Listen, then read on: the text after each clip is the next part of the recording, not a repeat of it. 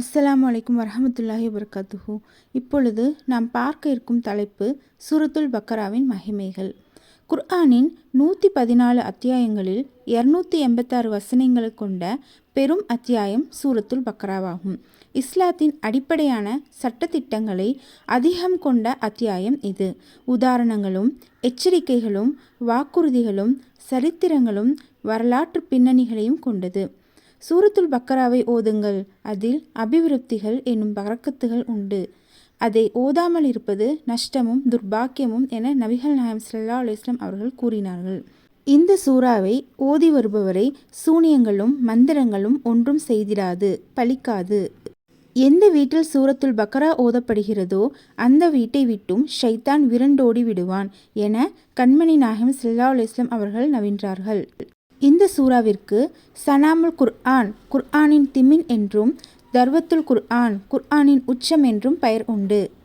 இந்த சூறாவின் ஒவ்வொரு வசனமும் இறங்கும் பொழுது அதன் மகிமையை வெளிப்படுத்தும் வகையில் 80 வானவர்கள் இறங்கினார்கள். இந்த சூறாவில் ஓர் வசனம் உண்டு, அது குர்ஆனின் அனைத்து வசனங்களை விடவும் உயர்வானது.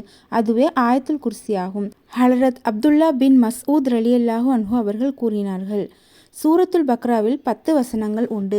அவைகளை எவர் இரவில் ஓதிக்கொள்வாரோ அவரின் வீட்டிற்குள் ஜின் ஷைத்தான் நுழைய மாட்டார்கள்.